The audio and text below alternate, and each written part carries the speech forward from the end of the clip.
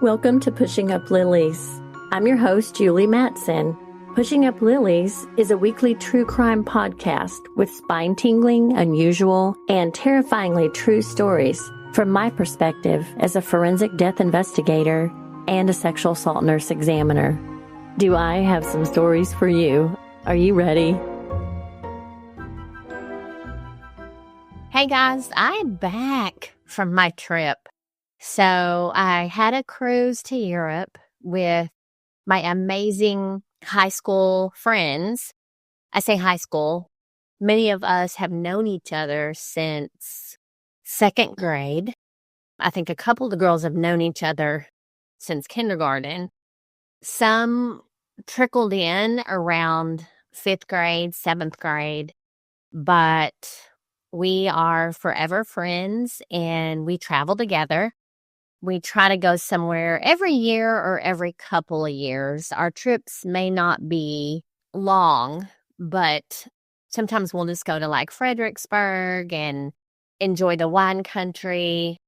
One of the girls has a home in Colorado, so sometimes we'll go to her home in Colorado. And this time we planned this amazing trip.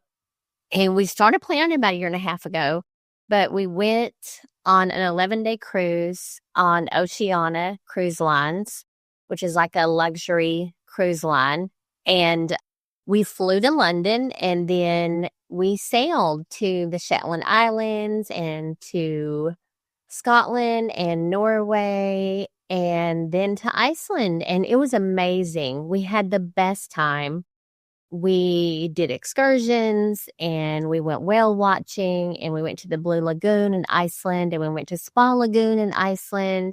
We went to Edinburgh. We saw the castles and we saw King Charles and Camilla, which to me, that was one of the highlights of my trip. And I don't love King Charles and I don't like Camilla at all, but just seeing them was cool. I do like the royals in general. I've watched all the shows. I loved Princess Diana. It was amazing. And so while we were gone, every once in a while my job comes up, the subject of my job. And of course, every time we went somewhere that had a morgue, we were all like, let's go see the morgue or let's go see the torture chamber. It's kind of funny, but, we were talking about people dying on cruise ships and, it happens. And it's not always accidental, but a lot of people, especially on Oceania, are older. I think the average age on Oceania is, 50s to 70s or 80s. It wouldn't be uncommon for someone up in age to have a heart attack or a coronary event or something. And so we were kind of talking about, what happens on the ship and how does the family deal with it and how does the crew deal with it? In my jurisdiction here in Denton, obviously we don't have an ocean, we don't have cruise line, so I will never work a cruise line death, but I have worked to death on an airplane where they had to have everyone get off the airplane. Someone died in their sleep on the plane, so it wasn't traumatic and it wasn't like, is anybody a doctor and all the things you see on TV. He just simply did not wake up to get off the plane. And so it was a very calm death. And so I had to come and get him off the plane. That happens probably more than we know because it's not traumatic and there's not a lot of drama. It's never going to be in the news. Now, cruise ship deaths, on the other hand, depending on how they occur, might be in the news if someone were to jump overboard or something like that. But of course, we've seen that before too. But again, interesting that people who are near a port are going to have those types of deaths to investigate, whereas I never will. So I thought cruise ship deaths would be a little bit of an interesting topic to cover because I just got back and it was something that I wanted to research because it just sparked my curiosity. But it seems that 623 deaths occurred on cruises between the year 2000 and 2019. So I have a lot of statistics between 2019 and now, but These have occurred across various cruise lines. Falls overboard, cardiac events, and suicides are among the leading causes of passenger deaths. Of course, like I said, among older passengers, a large portion are from natural causes because they have issues. They've got heart disease, they've got diabetes, and they're in congestive heart failure. Now, we'll tell you, one of my biggest fears is a blood clot.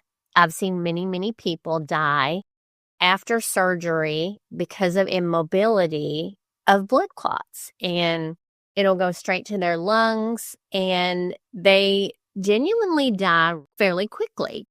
So I guess I've always been kind of scared of that because I've seen many young people die of that. We see that a lot after long car rides where you're not moving and you're not up walking around and your blood's not circulating and you form a clot, or long airplane rides.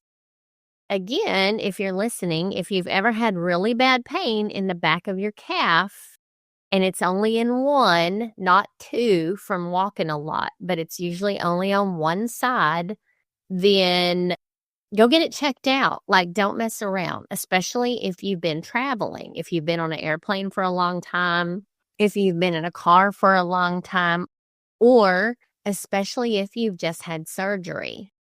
You're not as active and your blood's not flowing. Now, many times after surgery, they'll put the sequential stockings on you. They'll have you wear the compression hose, and then they'll put the stockings on you that fill up with air to help blood flow in your leg when you're not up walking around a lot.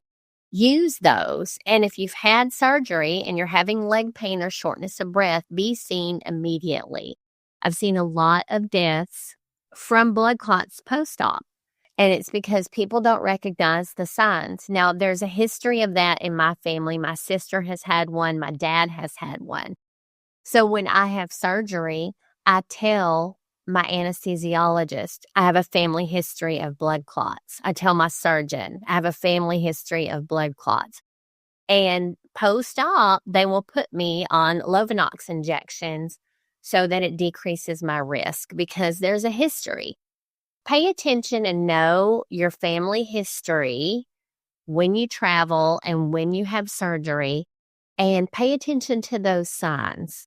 If this can help one person, because I've had so many deaths, so many young people had a knee replacement, had a hip replacement, fell, just got back from a long trip, just had plastic surgery.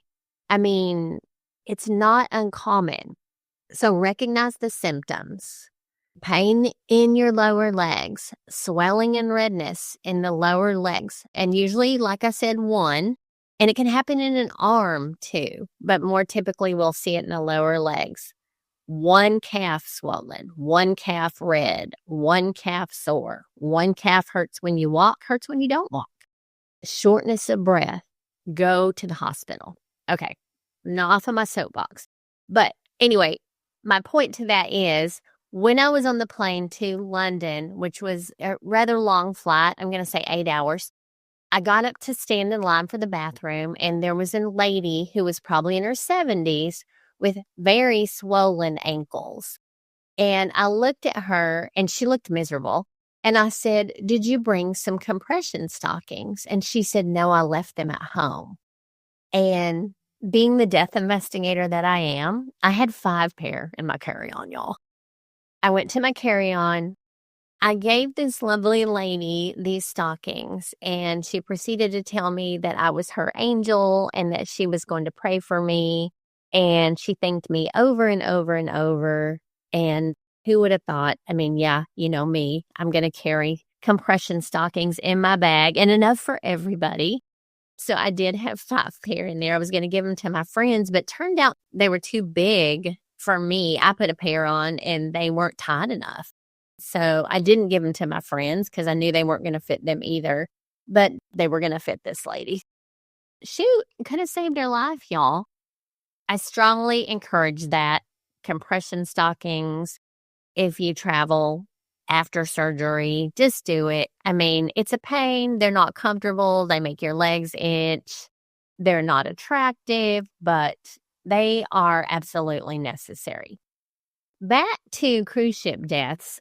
Suicide, murder, and incidents related to alcohol or drug use are also causes on a cruise ship. I don't know if you've ever been on one with someone that you got aggravated at, but I could certainly see murder occurring.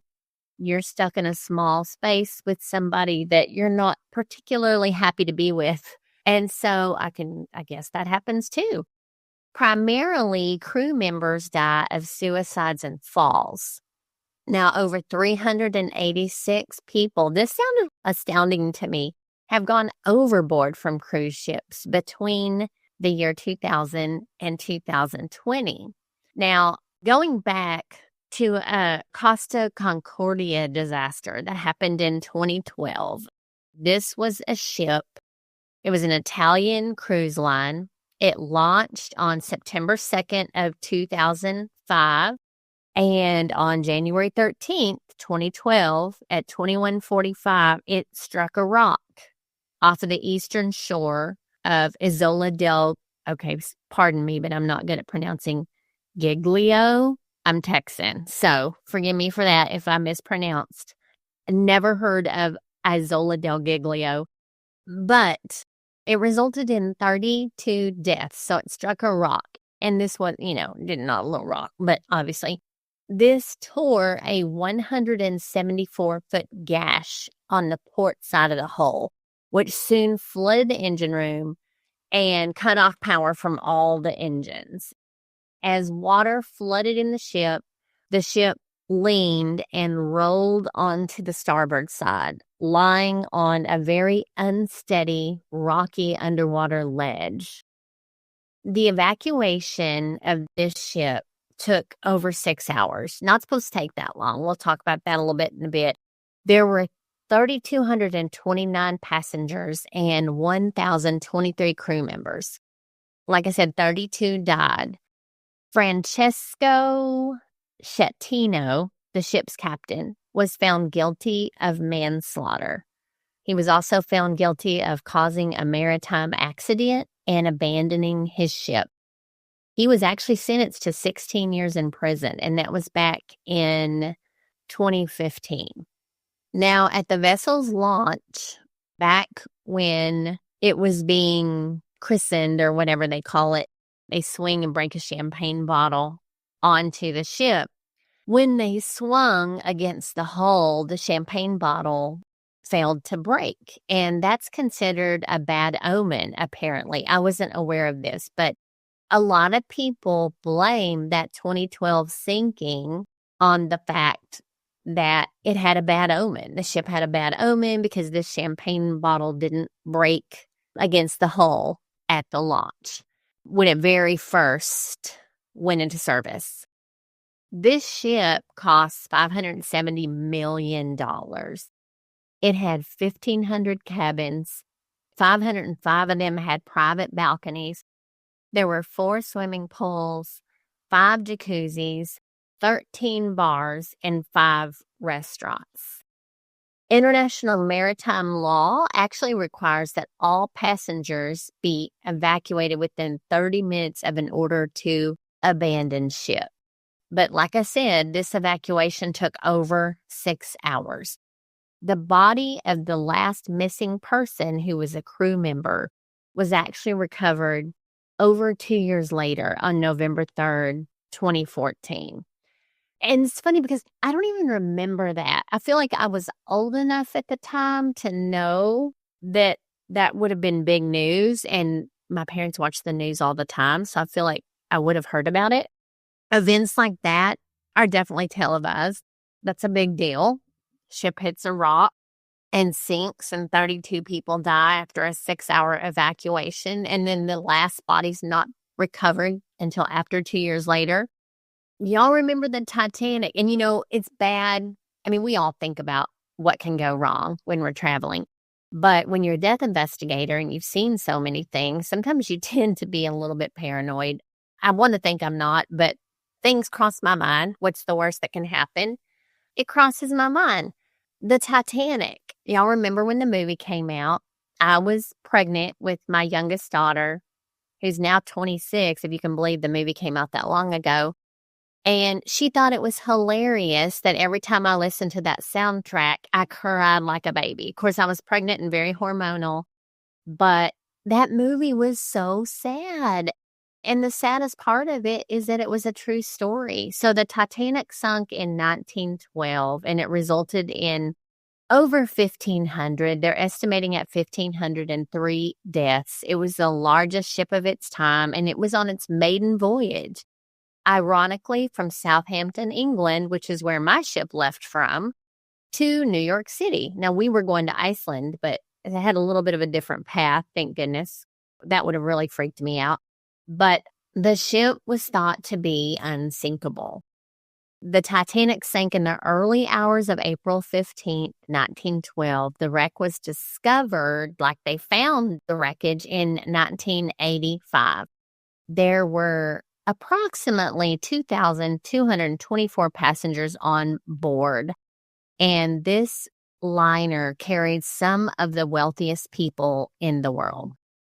The captain, Edward John Smith, actually went down with the ship. The ship was apparently scantily equipped with only 20 lifeboats, which could only hold about 1,100 plus people, which is half the number of the people on board, which I can assure you that the people on board weren't aware of that, nor did they think it was an issue. I mean, most of us don't ask when we get on a cruise ship, are there enough lifeboats to support everyone getting off safely if we were to strike an iceberg? I mean, not very many people are going to think to ask that question. Now, when the ship sank, the lifeboats were only filled with 60% of passengers and crew. The Titanic received warnings from other ships of drifting ice, but Captain Smith apparently ignored them. The crew had not been trained either on how to carry out an evacuation. As a matter of fact, I think many of the crew members were hired on the spot the day of the launch. They weren't trained at all. Third-class passengers were largely left to fend for themselves. Now, the water was also 28 degrees, which definitely contributed to the rapid death of many of the passengers that were on board. The last living survivor, Melvina Dean, who was only 9 weeks old at the time, died at the age of 97 on May 31st of 2009. And she doesn't even remember being on the ship. Thank goodness. You know, it was women and children first, basically. They concentrated a lot on getting first class out first. They felt like that those were the more well-to-do people who had estates to deal with. And they concentrated largely on women and children in first and second class. And again, like I said, third-class passengers were largely left to fend for themselves. I mean, fight your way onto that lifeboat. And you can bet I'm going to do that. I will arm wrestle you to the death if it means that I'm getting on that lifeboat instead of you, and it's going to be one of us. I mean, could you imagine just the sheer and utter panic and not knowing like how much time you have is the scariest part of it. There's definitely a sense of urgency. You don't know how long you have to get off the boat before it completely sinks. And as it's taking in water, you're trying to get on this lifeboat that everyone else is trying to get onto. And being overlooked as a third-class passenger, I don't know what I would do, y'all. I don't know what I would do. I can only imagine. I mean, I don't even want to think about it. After the ship sank, health regulations, and I thought this was interesting. Of course, I'm going to look into this, being who I am and doing what I do. Only embalmed bodies could be returned to the port, which I thought it was interesting. So the C.S. Mackay Bennett, which was the first ship to reach the site, quickly exhausted all of their embalming supplies. They were actually in the ocean embalming bodies so that they could go back to port according to these health regulations, and they quickly ran out of supplies. So it was decided, again, only the bodies of first-class passengers were preserved.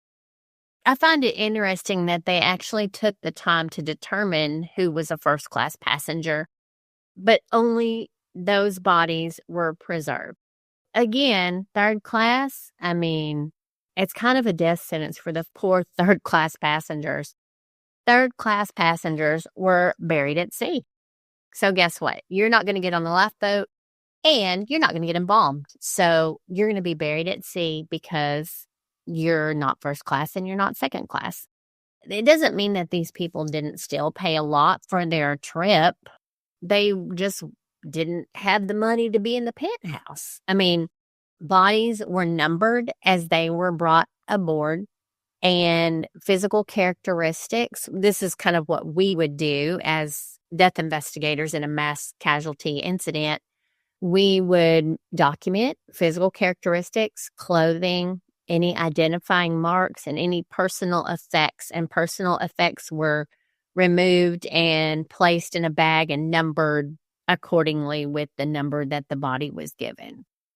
So I just found that very interesting. We didn't really hear a lot of stories about what happened as they found people, but I did not realize that the bodies had to be embalmed before they could be taken to the port, which is kind of weird because, I mean, that sounds challenging. It sounds very challenging. Like, let's take a boat out there full of embalming equipment and just embalm people all day long so they can go to port. It really doesn't make sense, especially immediately after, but I don't know. 333 bodies of victims were recovered, but most of the bodies and clothes were consumed by sea creatures and bacteria, leaving pairs of shoes and boots. Many times, things that sea creatures and bacteria could not consume were left on the bottom of the sea, basically. So they would find pairs of shoes and boots that they knew belonged to someone, but they may not have known who. Also, they were unsure of the exact number of people that were on the boat, which I find interesting. I think they said that of all the people who were supposed to be on it, there were around 50 people who weren't, that were supposed to be. Like either they no-showed, they missed the boat, something happened last minute, they decided not to go, but they didn't have an exact count of the number of passengers. I found that to be interesting too. Anyway, they do have the Titanic on display here in Dallas now. I have not been yet. I would like to go. I just have not had a chance to go yet. But it is supposedly interactive tour of the Titanic. And they have recreations of the interior and exterior. You can visit the dock, not the real dock, obviously, but recreations of where the Titanic first sailed. You can look through galleries and boiler rooms, take a look inside what the millionaire's suites would have looked like. You can see the grand staircase. And this is going to be at 14902 Preston Road, number 386 in Dallas. This started back, I think, on Valentine's Day. It says it takes around an hour to do the tour, and adult tickets start at $29.50. You can book school visits and educational groups up to 14 people. You can do team buildings there. I don't know for sure how long it's going to be there, but I think that would be kind of cool to see. We've all seen the movie and we've all seen documentaries, and I mean, they probably have some of the relics that were on the ship on display. I'm sure they do. And y'all remember the Titan that imploded back on June 18th of 2023, and it doesn't seem like it's been 2 years since that happened. It literally seems like it's been 2 months. But the Titan was the small little, I don't even know what it's called, vessel. We'll call it a vessel that was carrying tourists to view the wreckage of the Titanic. That imploded, killing people back just a couple of years ago. If you're ever on a cruise ship and you hear them say Operation Rising Star, that means that a passenger has died on the cruise ship. And typically bodies are stored in the morgue on the ship until it reaches the next port. And I recently just watched the movie Amy Bradley is Missing. I don't know if y'all have seen that, but it's a story. Gosh, I can't remember when it happened. It was 30 plus years ago, where a girl actually went missing on a cruise ship and they never found her, and her poor parents are still looking. And I can't imagine spending my whole life waking up every day looking for my missing child. But these sweet couple, they still have her car and they keep it clean and in the garage and ready for her to drive when she returns home. And they think she's been sex trafficked, and people said that they saw her in Barbados. And you can bet your bottom dollar I'd be in Barbados every day hoping to run across her. I don't know. It's horrifying. But anyway, they think she's alive. Many people think she jumped overboard. Many people think she fell overboard. There's all kinds of stories about what may have happened to her.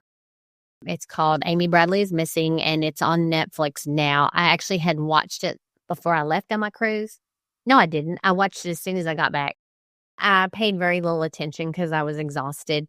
And so I rewatched it last night because I hate stories with no ending. I mean, I just want them to find her. And the family would rather keep believing she's alive and have that uncertainty than to know for sure that she's deceased. They don't know if she's alive, if she's being held somewhere against her will or willingly. Don't know. Anyway, I encourage you to watch that. It's a very interesting, eye-opening story about how the FBI kind of loses jurisdiction in international waters. It's kind of scary when you think about it. Though I say if you want to kill somebody or if you want to do away with them, then on a cruise ship is the best place because the person in charge is the captain. I found that interesting as well. But anyway, I'm not at all trying to discourage anyone from going on a cruise. We had so much fun.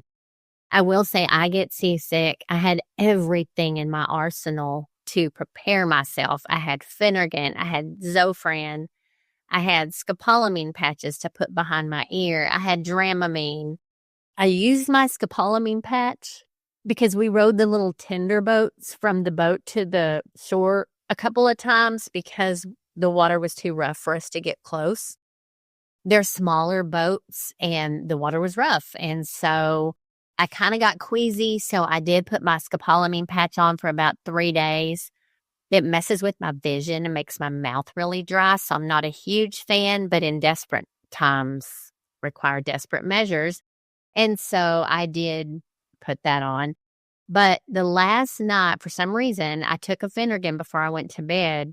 And my friend said that the boat rocked so much they had to tuck their sheets in to keep from rolling off. Had I woke up and felt that, I probably would have gotten sick. And sometimes once you start getting sick, it's hard to get a grip on it. I don't know why I thought to take a Finnegan before I went to bed, but I did. So, thank goodness. Want to remind y'all, October 11th is our first annual Pushing Up Lilies Murder Mystery Dinner at Prairie House Restaurant in Crossroads. Chicken and beef fajita buffet, and it's going to be amazing fun. It's not going to be me putting on the show. It is a murder mystery company who is going to bring actors and do this for me. So I will get to enjoy the get-together.